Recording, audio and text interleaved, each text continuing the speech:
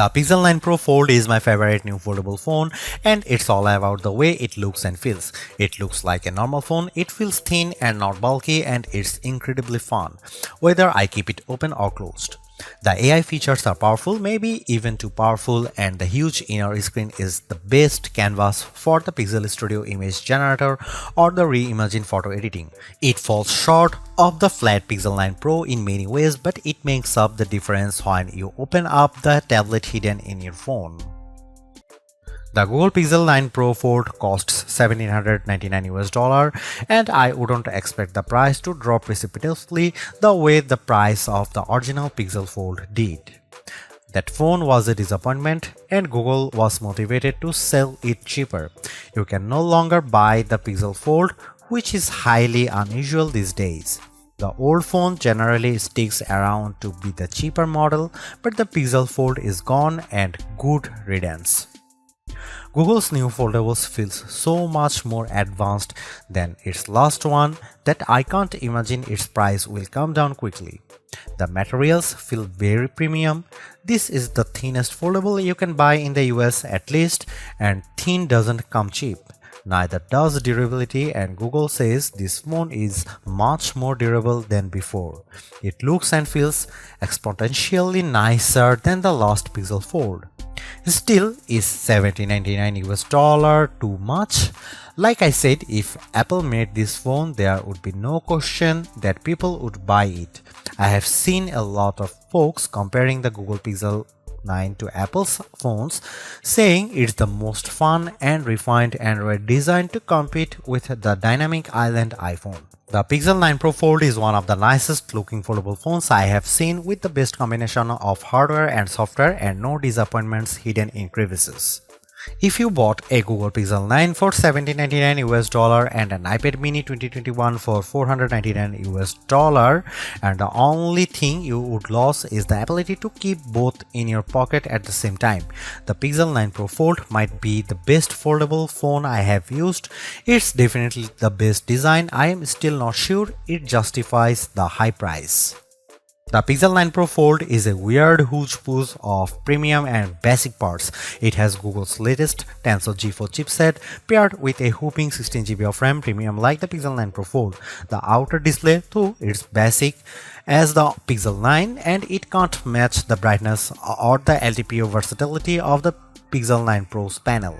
The inner display is top-notch. It uses LTPO tech for a variable refresh rate of 1 to 120Hz and it can hit brightness levels up to 2700 nits, but it isn't the sharpest display around. The OnePlus Open gives you more pixels per inch and it has a large bezel by today's standards.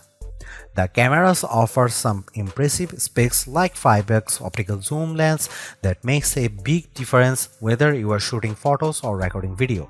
Unfortunately, it has smaller sensors with fewer megapixels than any other Pixel 9 phone.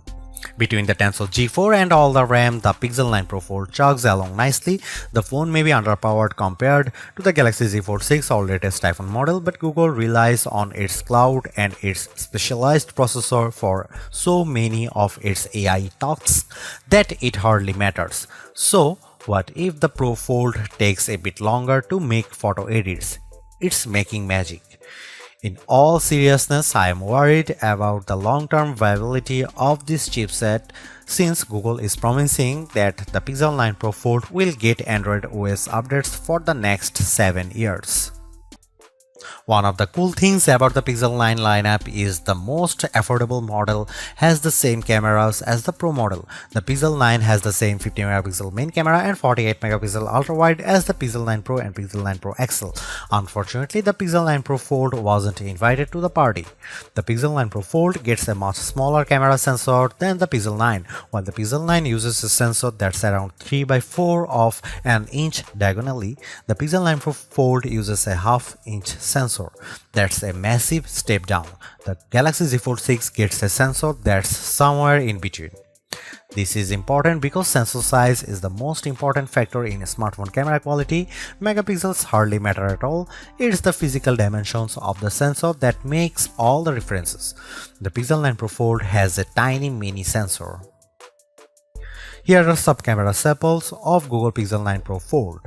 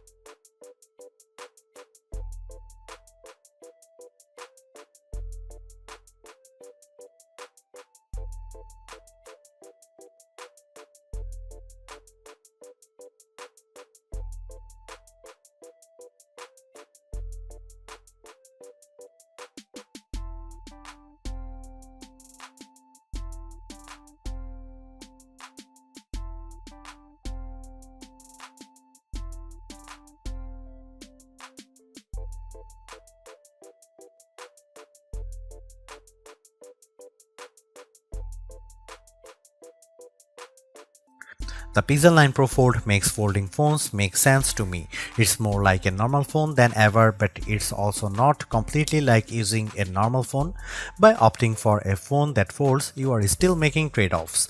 Particularly in the camera hardware, the phone's long-term durability is also an unknown. Literally no one has owned a Pixel folding phone for more than a year at this point. Foldable ownership isn't for the faint of heart. But the Pixel 9 Pro Fold is the most rewarding folding phone I have ever used.